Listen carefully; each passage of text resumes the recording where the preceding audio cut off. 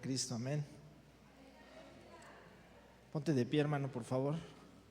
Te voy a pedir que abras tu Biblia en el libro del profeta Ageo.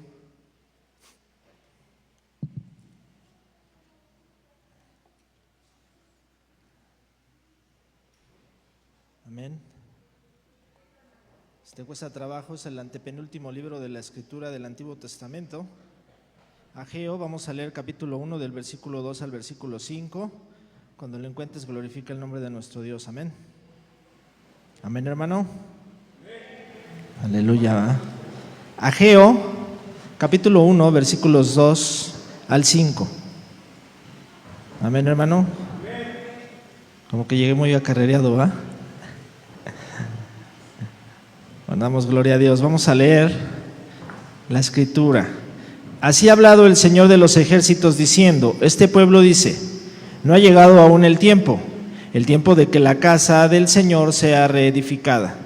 Entonces vino palabra de Adonai por medio del profeta Ageo diciendo: es para vosotros tiempo, para vosotros de habitar en vuestras casas artesonadas, y esta casa está desierta. Pues así ha dicho Adonai de los ejércitos: medita bien sobre vuestros caminos. Señor Jesús, te damos la honra, la gloria y la alabanza. Gracias por este tiempo, Señor, por el privilegio que me das, Dios, de estar aquí delante, Señor, hablando acerca de ti, Señor, de tu palabra. Dios, yo te ruego que abras nuestro entendimiento, que quites, Señor, todo cansancio, todo estorbo, Señor, todo pretexto que se quiera levantar en contra de la predicación de tu palabra, Señor. Bendice este tiempo, Señor, y la vida de mis hermanos, en el nombre de Jesús. Amén. Toma tu asiento, mi hermano, por favor. Amén, ¿verdad? Amén. Consideren bien sus caminos, es el mensaje que traemos el día de hoy. Damos gloria a nuestro Dios. Entonces, profeta Ageo. El propósito, hermano, es recordar la importancia de meditar de manera regular acerca de nuestras prioridades. Eso es de lo que vamos a hablar el día de hoy. ¿Para qué? Para que éstas estén alineadas de acuerdo con la voluntad de Dios. Amén. Entonces ya leímos ahí Ageo. Te lo voy a leer en otra versión, la de Dios habla hoy. Dice: y esto es lo que dijo el Señor Todopoderoso por medio del profeta. Esta gente dice que todavía no es tiempo de reconstruir mi templo. ¿Y acaso para ustedes sí es tiempo de vivir en casas lujosas mientras que mi templo está en ruinas? Yo, el Señor Todopoderoso, les digo que piensen bien en su conducta. Un poquito más claro, ¿verdad?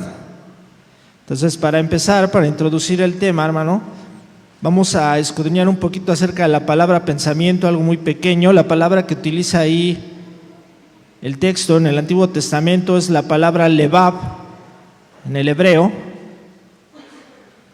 Se traduce aquí en nuestra Reina Valera como meditado, como pensar, o como lo leímos ahorita.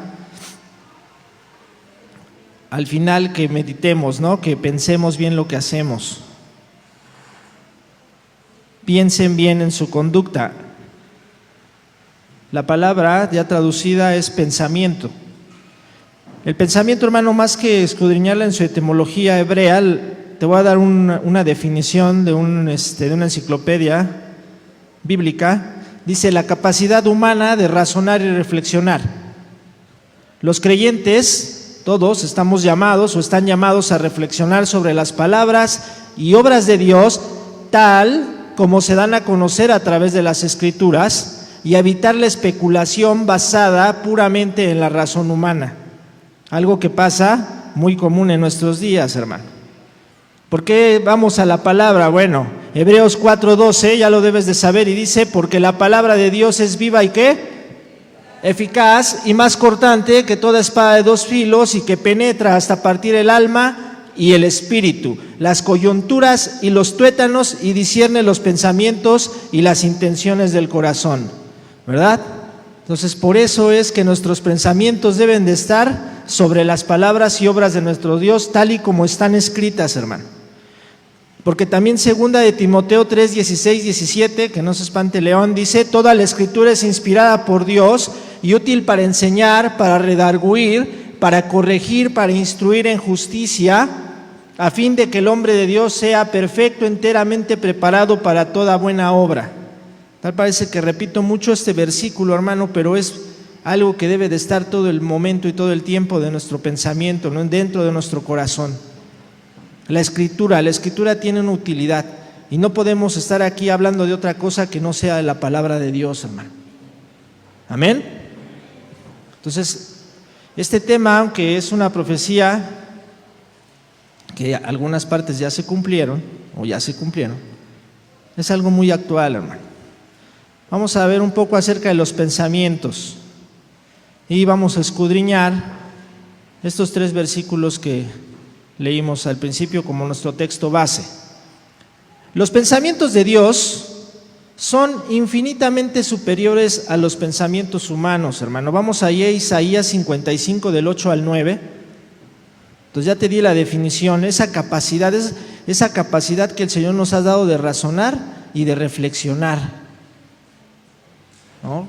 Como cuando dice el Señor, hagamos al hombre a su imagen y semejanza, es algo con lo que compartimos con nuestro Dios. Esa capacidad de reflexionar, esa capacidad de razonar, eso es algo que la creación, los animales, las demás en general, no tienen esa capacidad. Es una capacidad que el Señor nos ha dado exclusivamente a nosotros. Glorifica el nombre de Dios cuando tengas la cita, hermano. Isaías 55 del 8 al 9. Dice, porque mis pensamientos no son vuestros pensamientos, ni vuestros caminos mis caminos, dijo el Señor. Como son más altos los cielos que la tierra, así son mis caminos, más altos que vuestros caminos, y mis pensamientos más que vuestros pensamientos. Entonces, debemos de evitar la especulación basada puramente en la razón humana. ¿Por qué? Porque los pensamientos de Dios no son nuestros pensamientos. El hombre no tiene la capacidad de realmente comprender a Dios en toda su totalidad. No la tenemos, hermano. Entonces, y a veces algunos piensan que sí y se jactan de eso, y de eso no es posible. Salmo 92:5, yo te lo leo: cuán grandes son tus obras, oh Señor, muy profundos son tus pensamientos. El hombre necio no sabe y el insensato no entiende esto. Entonces, los pensamientos de Dios son infinitamente superiores a nuestros pensamientos, hermano. ¿Qué crees? Que Dios conoce todos tus pensamientos. Primer libro de Crónicas 28:9, yo te lo voy a estar leyendo, anota la cita si gustas. Y tú, Salomón, hijo mío, reconoce al Dios de tu Padre y sírvele con corazón perfecto y con ánimo voluntario, porque Adonai escudriña los corazones de todos y entiende todo intento de los pensamientos. Si tú le buscares, lo hallarás, mas si lo dejares, él te desechará para siempre. Dios conoce todos tus pensamientos, hermano. Dice otro salmo que aún no está la palabra en mi boca y tú ya la conoces, ¿verdad? Meditando en la palabra de Dios. Salmo 1 y 2, hermano. Bienaventurado el varón que no anduvo en consejo de malos, ni qué. Ese ya te lo vas a saber, hermano. Ni estuvo en camino de pecadores, ni en silla de escarnecedores se ha sentado, sino que en la ley de Adonai está su delicia, y en su ley medita de día y de noche. Amén. Es una delicia, hermano, cuando uno está meditando en la palabra.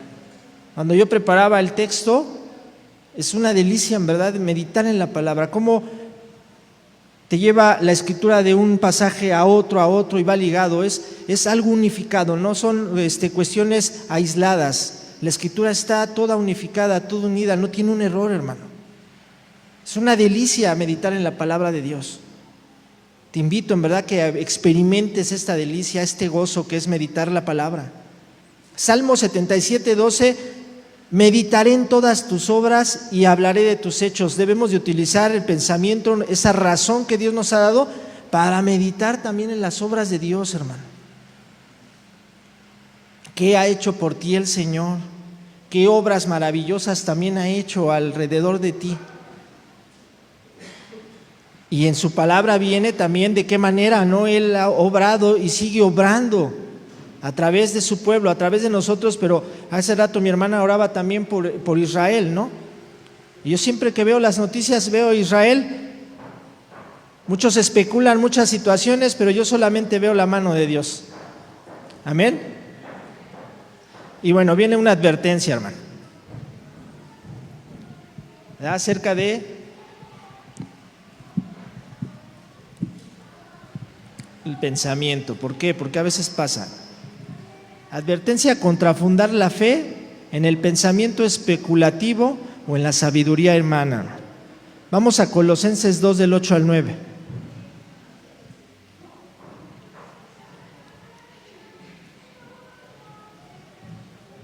Nuestros pensamientos deben de estar basados en la Escritura. Debemos de meditar en las obras de nuestro Dios.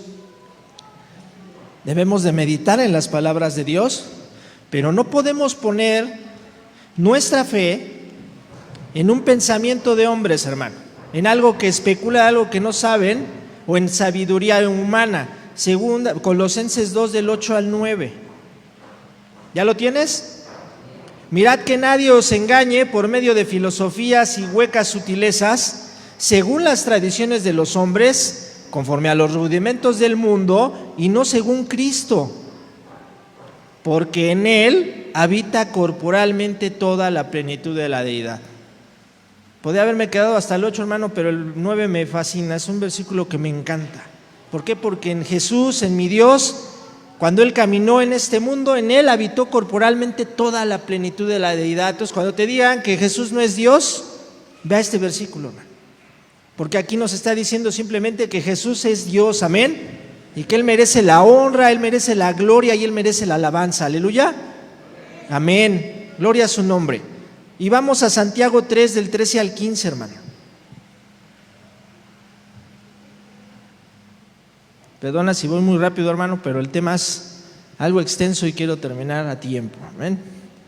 Entonces Santiago 3 del 13 al 15 dice: ¿quién es sabio y entendido entre vosotros? Muestre por la buena conducta sus obras en sabia mansedumbre. Pero si tenéis celos amargos y contención en vuestro corazón, no os jactéis ni mintáis contra la verdad, porque esta sabiduría no es la que desciende de lo alto, sino terrenal, animal, diabólica. ¿Quieres a fuerza siempre tener la razón? Medita en este pasaje, hermano. Medita en este pasaje. ¿Te quieres hacer sabio en tu propia opinión? Medita en este pasaje. ¿Piensas que siempre tienes la razón, que tú puedes cuestionar a la autoridad, que tú puedes siempre estar por encima de los demás? Medita en este pasaje. Hasta ahí te lo voy a dejar, hermano. Y eso nada más es la introducción. O sea, ahora sí ya vamos a desarrollar el tema, hermano. Amén. Bueno, entonces tenemos ahí al profeta Ageo. Ageo es uno de los profetas menores. Si le ponemos número, es el 10º de los profetas menores y realmente es el primero en profetizar después del cautiverio de los que se fueron a Babilonia, hermano. Su nombre significa festivo o nacido en día festivo. Otro significado puede ser Adonai ha aquietado, o sea, como que hay paz. Él como profeta es contemporáneo de Zacarías y su profecía está fechada en el segundo año del reinado de Darío, el rey de Persia. Aproximadamente, y este dato es importante para lo que vamos a ver ahorita, hermano, 16 años después del decreto de Ciro que permitía la reconstrucción del templo. Grábate ese número, 16 años. Para comprender mejor las profecías de Ageo, pues es necesario revisar el libro de Esdras. ¿Por qué? Porque el libro de Esdras precisamente nos habla acerca de cuando ya empieza el regreso y comienza el libro de Esdras. Vamos a ver rápido a Esdras. Vamos a abrir el 1 rapidísimo, ahí en Esdras. Esdras, Nehemías.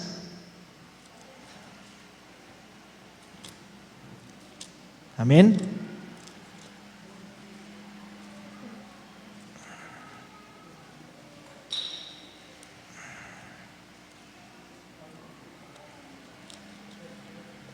¿Ya lo tienes, hermano?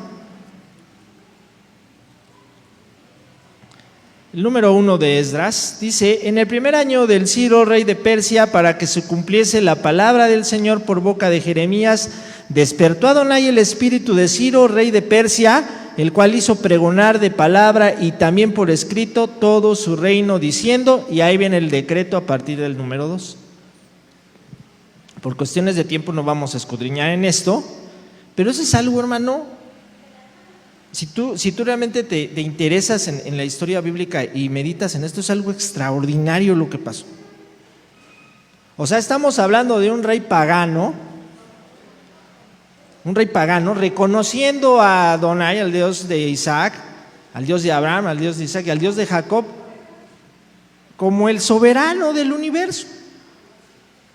Ese rey pagano. Y entonces dice aquí, Adonai, el Dios de los cielos, me ha dado todos los reinos de la tierra y me ha mandado que le edifique casa en Jerusalén, que está en Judá. O sea, ese rey pagano da un edicto y dice: regrésense los que quieran, los que sean del pueblo judío, regrésense y vayan a afincar el templo, y es más, yo les voy a dar hasta para que lo hagan. Hermano, era algo maravilloso, imagínate. ¿Y por qué era? Aquí dice en el 1, para que se cumpliese la palabra del Señor por boca de Jeremías, que les había dicho, pues miren, los voy a castigar y van a irse exiliados, pero van a regresar. Por eso nos aferramos y hablamos de la palabra, hermano. ¿Por qué? Porque es lo que se cumple, porque es real, porque es verdadera, hermano. Porque hay de contextos y hay fechas y hay datos históricos que afirman que la palabra del Señor es real, amén. Entonces se da este suceso y regresan. No regresan todos, y esto es un poquito de contexto, no regresan todos, muchos no quieren regresar. Se sabían judíos, se sabían hebreos, sabían que estaban, pero pues ya se habían acomodado en Babilonia y en las regiones a los que habían sido llevados, entonces no vieron la necesidad de regresar a un lugar en el cual pues realmente no sabían qué iba a pasar. Tenían enemigos alrededor, siempre ha habido oposición en contra de Jerusalén y aún la hay. O sea, imagínate cuántos siglos después aún hay oposición en contra de Jerusalén y el pueblo de Dios. Y pues muchos decidieron acomodarse y quedarse. Pero la profecía de Ageo fue a aquellos que ya estaban y que habían decidido regresar.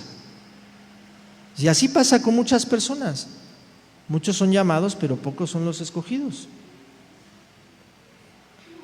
Entonces tenemos aquí a Zorobabel, que era el gobernador, descendiente de David, y a Josué, que era el sacerdote. Ya los tenemos regresando, digamos que eran los dos que lideraban el regreso del exilio, y comienzan con la construcción del templo.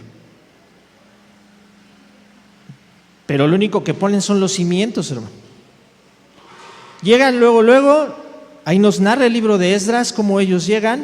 A partir del capítulo 3 de Esdras nos dice, habla acerca de la restauración del altar y la colocación de los cimientos. Más o menos creo que a partir de un segundo, no recuerdo exactamente el dato, hermano, creo que 2 o 3 meses después de que ellos empiezan a regresar. Lo primero es poner un altar, ¿por qué? Porque era importante para ellos realizar precisamente los sacrificios. Eso era algo importante para el pueblo. Pues por eso llegan y lo primero que hacen es colocar el altar para poder empezar a hacer sus sacrificios. Y esto tiene mucho que ver con lo actual, hermano. Porque sí llegaron con gran ánimo, a lo mejor había dificultades, había situaciones complicadas, había tal vez no tantos recursos, pero sí había algunos. La gente llega, comienzan el altar y solo ponen los cimientos. Y entonces, ahí precisamente en el capítulo 5 de Esdras, es donde aparecen tanto Zacarías como Ageo. Entonces, de que ellos llegan y colocan los cimientos, pasan 16 años, que el Señor se ve en la necesidad de mandar a estos dos profetas para despertar al pueblo y decirles, Lo que leímos en nuestro texto base, hermano. ¿Y qué decían ellos? Y es nuestro primer punto que vamos a ver en el desarrollo de nuestro tema de hoy. Nunca es el tiempo adecuado. Ellos decían, no ha llegado aún el tiempo. Lo leímos ahí en Ageo 1:2. Así ha hablado el Señor de los ejércitos diciendo, este pueblo dice, no ha llegado aún el tiempo de que la casa del Señor sea reedificada. Entonces llegaron, se instalaron, pusieron un altar, siguieron con su sistema de sacrificios. Eso no cesó. Pero el edicto de Ciro decía, para que reconstruyan casa, o sea, me ha mandado él a que yo le construya otra vez su casa allí en Jerusalén. Esa era la misión que tenían. Y pasaron 16 años y eso todavía no se hacía. Porque ellos en sus pensamientos decían, aún no es el tiempo. El pueblo dijo, no ha llegado el tiempo. Pero Dios dice, mi tiempo es eterno. El único obstáculo para la bendición del pueblo de Dios reside en nosotros mismos, hermano. Nosotros somos los que ponemos los obstáculos. Si nosotros continuamos leyendo en Ageo, el Señor les dice ahí en el 6 de Ageo, todo lo que está pasando y las que están viviendo es consecuencia precisamente de no obedecer. En la obra a la que nos comprometemos como hijos de Dios, una de las mayores virtudes que debemos de tener es la paciencia, hermano. Porque si encontramos oposición para hacer nuestra obra, o sea, si nuestra obra realmente está fincada en la voluntad de Dios, vamos a encontrar oposición. Santiago 1 del 2 al 8, hermano, búscalo mientras te leo esto. Santiago 1 del 2 al 8. Entonces, esto tenlo muy en claro, hermano. Nunca realmente va a ser el tiempo adecuado. Si tú esperas el tiempo adecuado, no vas a hacer nada. Porque entonces siempre vas a querer tener los recursos totales, las habilidades completas y no lo vas a lograr. Ese es un engaño del enemigo, hermano. Cuando tú te decides hacer algo que va a glorificar el nombre de Dios, vas a encontrar oposición. Y podemos leer el libro de Esdras, se levantan los pueblos alrededor, empiezan a murmurar de ellos, los van y los acusan con el rey, varias veces sí les dan permiso, otra vez no, se muere un rey, llega otro. O sea, esta profecía es cuando es el rey Darío, pero el llamado a regresar es con el rey Ciro. Y si seguimos leyendo hasta Nehemías, es cuando se construye el muro, pues ya pasaron casi 100 años. Imagina, algo que podría haberse hecho en menor tiempo, porque ahí Nehemías nos habla que después de tantos años los muros se construyen, creo que en 50 y tantos días, hermano. Perdona porque mi memoria ya me falla. Ten misericordia, hermano.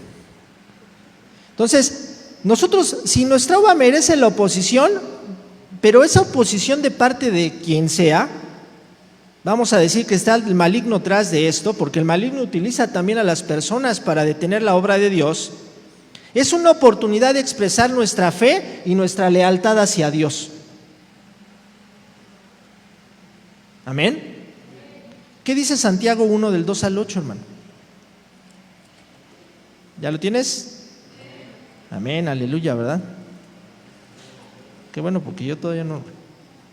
Santiago 1 del 2 al 8.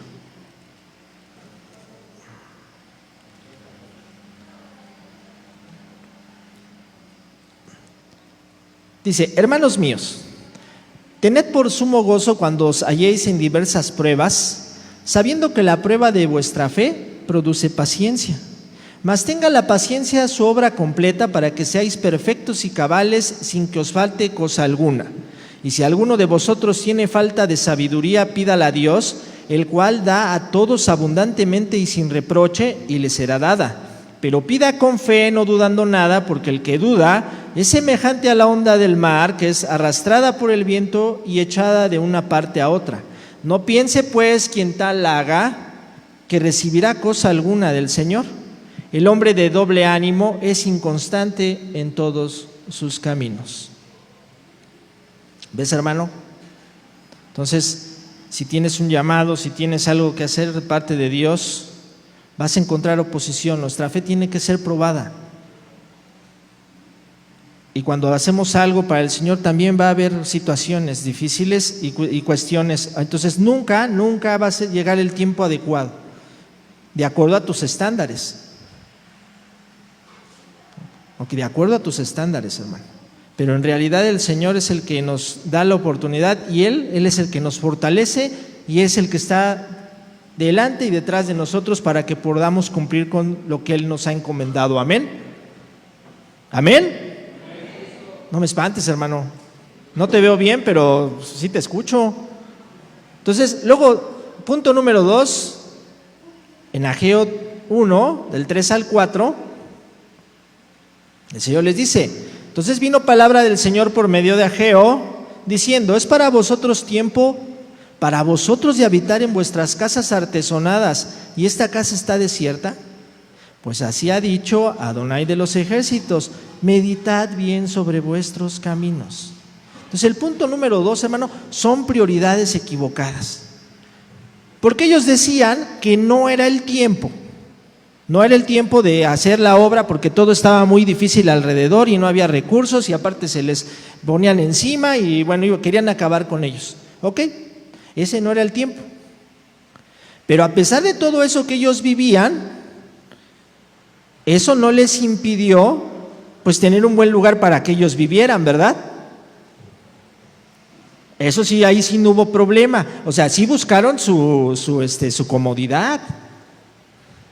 O sea, y todo lo que sucedió alrededor y todos los problemas y conflictos que hubo, eso no fue impedimento para que ellos buscaran entonces sí vivir de una manera más cómoda. ¿Ves cómo cuando la obra es para el Señor, entonces sí tenemos un montón de pretextos, pero cuando es algo que nos beneficia a nosotros, normalmente entonces sí nos esforzamos un poquito más. Ahora, el Señor aquí no les está reclamando realmente que no le construyan casa, hermano. ¿Por qué? Porque la Escritura dice que el Señor cuando están construyendo el templo, pues que Él no habita en casas hechas por hombre. En realidad, y esto nos sirve de contexto de lo que predicó la hermana el viernes, la hermana Leslie, la importancia que más bien tenía el tema del templo. ¿Qué significaba qué, hermano? ¿Qué significaba el templo? El viernes nos lo dijo la hermana.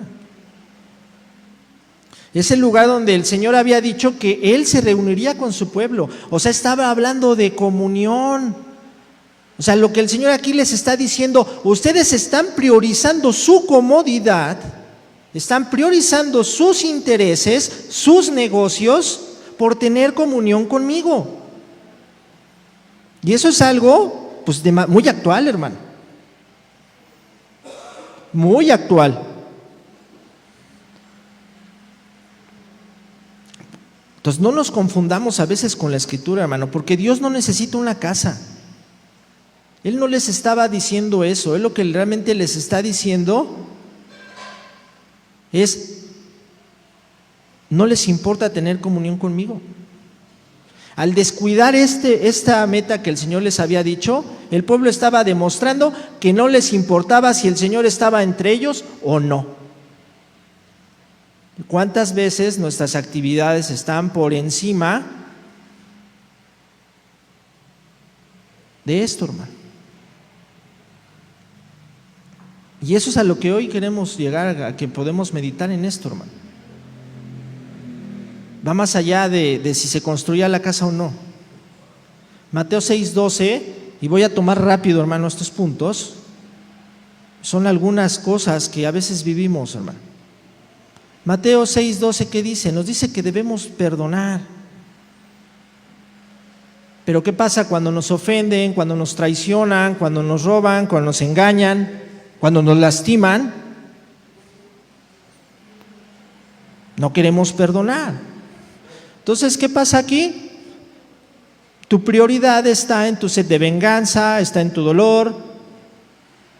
que en perdonar. Tu prioridad está en ti, no en lo que el Señor te está llamando a hacer. Mateo 6, del 19 al 21, también nos habla acerca de los tesoros en el cielo. A ver, vamos rápido allá, Mateo 6, 19 al 21, hermano. De hecho, deja tu escritura ahí en Mateo 6, que vamos a ver varios pasajes de ahí. Mateo 6, amén. Aleluya, amén. Entonces ya vimos en el 12 de que el Señor nos invita a perdonar, ¿verdad? Entonces, si tú no quieres perdonar, tu prioridad no está en Dios, hermano. Tu prioridad está en otro lado. Tenemos 19 al 21.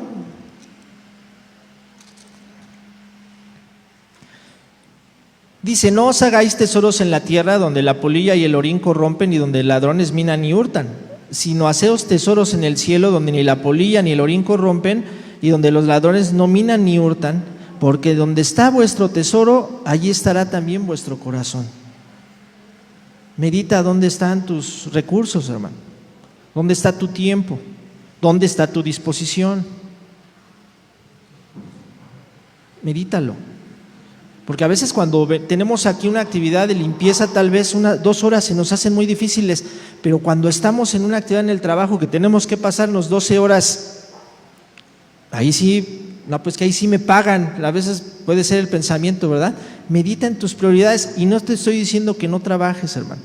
Te estoy diciendo que hagas tesoros en el cielo.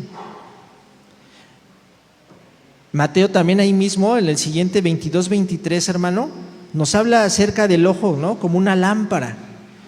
Si tú no guardas tus ojos de las cosas, hermano, pues estás más ocupado, tu prioridad está en satisfacer tus necesidades, tus deseos, que en obedecer a Dios, hermano. En el 24 nos habla de que no podemos servir a Dios y a las riquezas. En el 33, de ahí mismo de Mateo 6, nos habla del afán y la ansiedad. ¿Cuántos realmente estamos afanados, preocupados? Nos pasamos horas en el trabajo haciendo más actividades. Ya tengo una clase y agarro otras 3, ya tengo un evento y agarro otros 2, aunque no puedo. ¿Por qué? Pues porque necesito dinero. Y el domingo ya no vengo porque no me puedo levantar, ¿verdad? ¿Dónde está mi prioridad? ¿Dónde está mi prioridad? El Señor, por ejemplo, ahorita que leímos de perdonar, habla de la oración. Y discúlpame, hermano, pero a la hora de la oración estaba el grupo de alabanza y una hermana allá. ¿Dónde estaba tu prioridad? ¿Está tu prioridad realmente en orar, en buscar de Dios? ¿O está en otras cosas? ¿Por qué tenemos que meditar en nuestros pensamientos? ¿Por qué? Porque es importante, hermano. Porque es a lo que nos llama el Señor, no es a lo que llama el pastor o a lo que puedo llamar yo. Allí en primera carta de los Tesalonicenses 5, del 12 al 22, Pablo nos da varias exhortaciones, hermano. Y nos habla de varias cosas y de varios temas. Vamos rápido allá, Tesalonicenses 5, del 12 al 22. ¿Y por qué estoy tomando estos temas, hermano? Porque precisamente habla de eso. ¿Dónde están tus prioridades? ¿Dónde están tus recursos? ¿Dónde está lo que tú quieres? ¿O lo haces porque tú piensas que está bien? Por eso escudriñamos al principio los pensamientos, hermano. Amén. Aleluya, amén.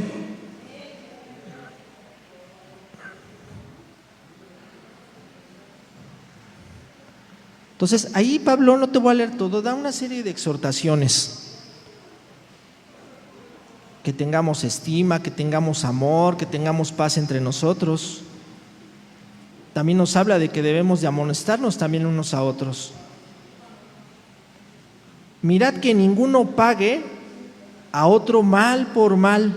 Antes, seguid siempre lo bueno, unos para con otros y para con todos. En el 15, ¿verdad? Y el tema que toqué hace ratito, orad sin cesar. Entonces, por ejemplo, Y este es el punto al que quería llegar. 20. No menospreciéis, ¿qué? Las profecías, dice, ¿verdad? El 20. No menospreciéis, las profecías. ¿Realmente estás atento cuando aquí el Señor utiliza a un hermano para hablar? Para darnos palabra. Medítalo, hermano. ¿Realmente pones atención?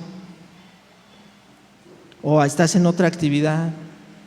¿O te vas al baño? ¿O estás platicando ahí atrás? Está hablando, el Señor está utilizando a alguien para hablar. Ahora, también nos habla a que escudriñemos esas profecías. Entonces, a veces es fácil decir, pues es que yo no sé si realmente hable de parte de Dios. Bueno, pues escúchala, escudriñala y pídele dirección al Señor. Son cosas muy pequeñas y que parecen insignificantes, hermano, pero que nos muestran en dónde está nuestro corazón, cuál es nuestra prioridad. Son cosas que parecieran insignificantes, y puedo hablar de la vestimenta y puedo hablar de muchas cosas, hermano. Pero la idea no es una reprensión, la idea es exhortarnos, y la idea es que meditemos en la Escritura. Es algo que está en la palabra. Y esto nos lleva al último punto. Ageo 1, del 7 al 8, dice: así ha dicho Adonai de los ejércitos, meditad sobre vuestros caminos, subid al monte y traed madera y reedificad la casa, y pondré en ella mi voluntad y seré glorificado, ha dicho el Señor. Es la continuación de la profecía. ¿Están mis decisiones alineadas a la voluntad de Dios? El mayor de uno de los grandes errores que podemos cometer como creyentes, hermanos, es dejar a Dios afuera de su propia obra. Vivir a la luz de su presencia es construir para la eternidad. La semana pasada el pastor Juan nos hablaba, toma decisiones que trasciendan. ¿Sabes por qué a veces nuestras prioridades están puestas en otro lado? Porque no vemos cosas, no vemos como algo que va a trascender. Por eso ahí en Mateo 6 también nos hace no hagas tesoros en el cielo, no puedes servir a Dios y a las riquezas. ¿Por qué? Porque eso tiene una caducidad. Pero cuando tú trabajas para el Señor, cuando tú te esfuerzas en crecer en santidad, cuando tú te esfuerzas en crecer en carácter, eso va a tener una trascendencia eterna, hermano. Amén. Cuando tú dedicas tiempo para también transmitir la Escritura, los mandamientos del Señor a tus hijos, es algo que tiene una trascendencia eterna, hermano. No es trabajo de las maestras de la escuela dominical, de los maestros, instruir a los niños. Se mandó una tarea, ¿para qué? Para que se haga entre los niños. ¿Por qué? Porque como padres es nuestro trabajo, es nuestra responsabilidad. Esa es una prioridad que nosotros como padres tenemos. Pero muchas veces no lo hacemos porque a veces pensamos que es responsabilidad de los demás, porque nuestras prioridades no están bien alineadas con la voluntad de Dios. Primera de Tesalonicenses 4:3, hermano. Allá atrásito. Pues la voluntad de Dios es vuestra santificación, que os apartéis de fornicación. Y Romanos 12, del 1 al 3, hermano. Romanos 12, del 1 al 3. Así que, hermanos, os ruego por las misericordias de Dios que presentéis vuestros cuerpos en sacrificio vivo, santo, agradable a Dios, que es vuestro culto racional. No os conforméis a este siglo, sino transformaos por medio de la renovación de vuestro entendimiento, para que comprobéis cuál sea la buena voluntad de Dios, agradable y perfecta. Digo, pues, por la gracia que me es dada a cada cual que está entre vosotros, que no tengáis más alto concepto de sí que el que debe tener, sino que piense de sí con cordura, conforme a la medida de fe que Dios repartió a cada uno. No tengas un concepto más alto de ti mismo, hermano. ¿Quieres alinearte a la voluntad de Dios? No tengas un concepto más alto de ti mismo.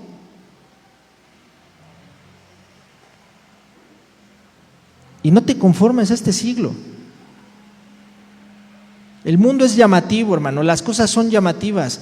Créeme que yo sí prefiero muchas veces ver una película, ya no lo hago tan seguido, que ponerme a estudiar la Escritura.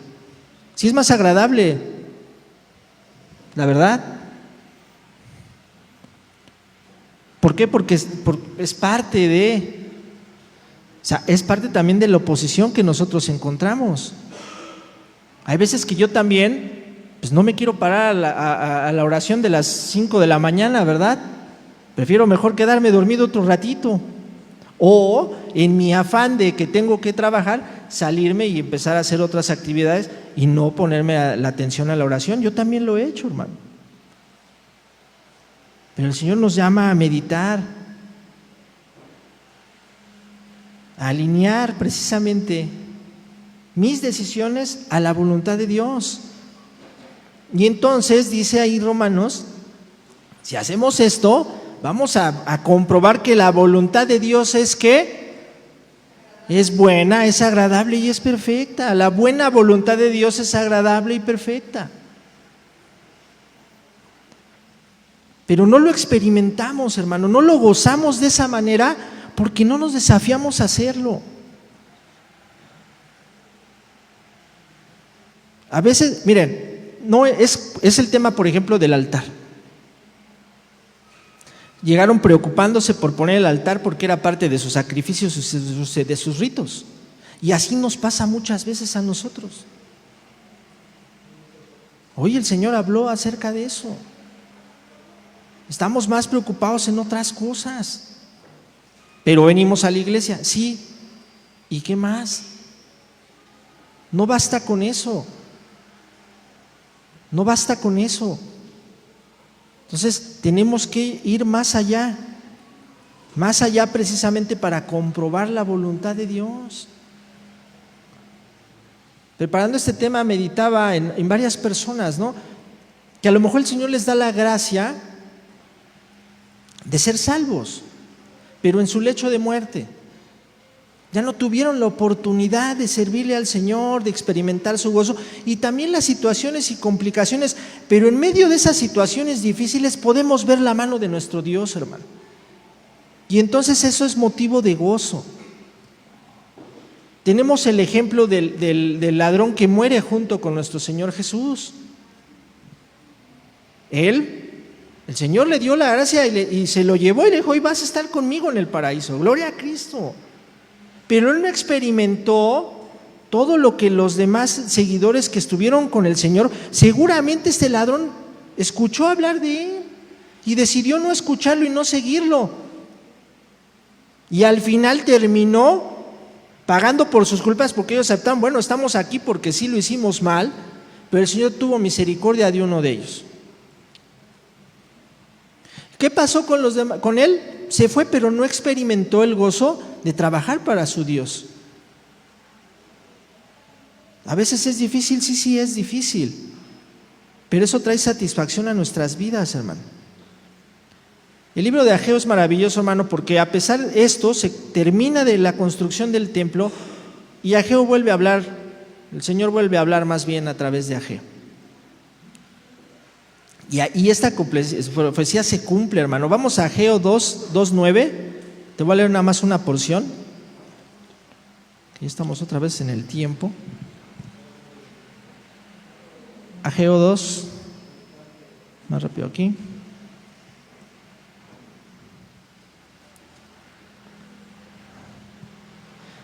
Se termina de construir la casa. Y eso es algo que nos pasa y esa manera de conclusión, hermano. Ya al final terminaron de construir el templo. ¿Y qué creen? ¿Estaban contentos? ¿Estaban gozosos? Pues algunos sí y otros no. ¿Por qué? Porque ese templo que se había construido, hermano, pues no tenía la magnificencia, no era así tan hermoso como el que había construido Salomón. Y ahí en el versículo 3 vienen un par de preguntas. ¿Quién ha quedado entre vosotros que haya visto esta casa en su gloria primera? ¿Y cómo la veis ahora? ¿No es ella como nada delante de vuestros ojos? Pero el Señor les dice en el 4, pues ahora, Zorobabel, esfuérzate, dice el Señor. Esfuérzate también, Josué, hijo de Josadac, sumo sacerdote, y cobrad ánimo. Pueblo todo de la tierra, dice el Señor, y trabajad porque yo estoy con vosotros, dice el Señor de los ejércitos. Según el pacto que hice con vosotros cuando salisteis de Egipto, así mi espíritu estará en medio de vosotros. No temáis, porque así dice el Señor de los ejércitos: de aquí a poco yo haré temblar los cielos y la tierra, el mar y la tierra seca, y haré temblar a todas las naciones, y vendrá el deseado de todas las naciones, y llenaré de gloria esta casa, ha dicho el Señor de los ejércitos. O sea, Ageo profetiza acerca del Mesías, hermano. Y en el 9 les dice: la gloria postrera de esta casa será mayor que la primera. Ha dicho Adonai de los ejércitos, y daré paz en este lugar, dice Adonai de los ejércitos. Y esto se cumple, hermano. Mateo 21:12 nos habla cómo de Jesús entra en el templo. La gloria era mayor que la primera porque el Dios encarnado, aquí en el que descansó toda la plenitud de la vida, estaba entrando a ese templo que tal vez no era tan magnífico como el de Salomón, pero la salvación había llegado al pueblo, hermano. Amén. ¿Pero qué veían ellos? Veían, uy, bueno, pues ya lo hice, pero pues no nos quedó tan bien. Hermano, anímate porque el Señor está contigo. Si tú lo haces, no te preocupes, tú lo has hecho de una manera sincera, honesta y estás esforzando, el Señor te va a respaldar. No faltaron las voces de, uy, a Salomón se le veía más bonito. Sí, había otros recursos, pero el Señor les responde: la gloria primera será mayor que la postrera. O sea, no vean con sus ojos naturales. Y eso es lo que el Señor nos dice el día de hoy, hermano. Vete como lo que realmente eres, como un hijo de Dios. Como hijo de Dios, pon tus prioridades alineadas a la voluntad de tu Dios. Porque somos embajadores, hermano. Eso es lo que dice la Escritura acerca también de nosotros. Somos embajadores de Cristo. Segunda de Corintios 5, 16, 21, hermano. Búscalo. En lo que si no tienes una idea de qué es un embajador, te voy a decir que es un embajador. Un embajador es un funcionario respetado que actúa como representante de una nación. Es enviado a un país extranjero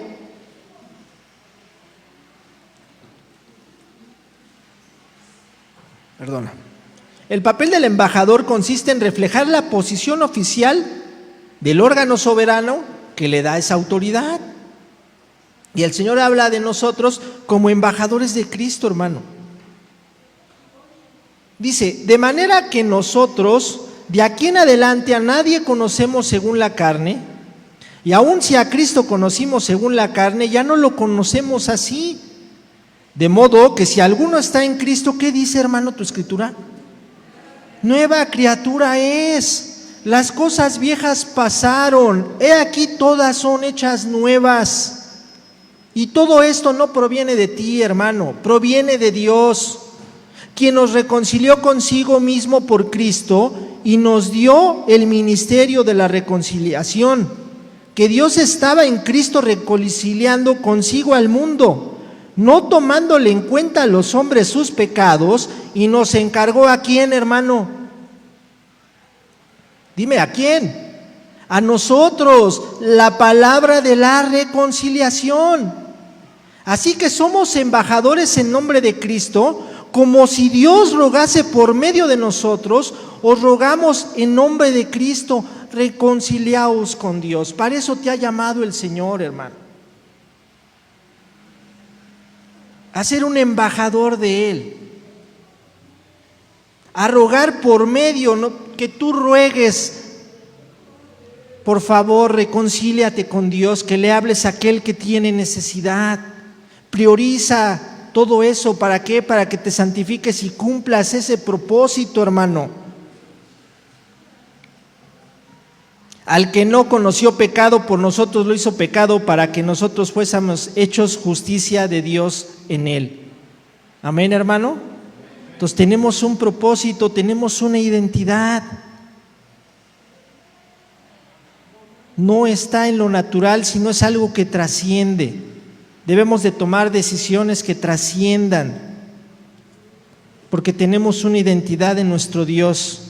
Amén.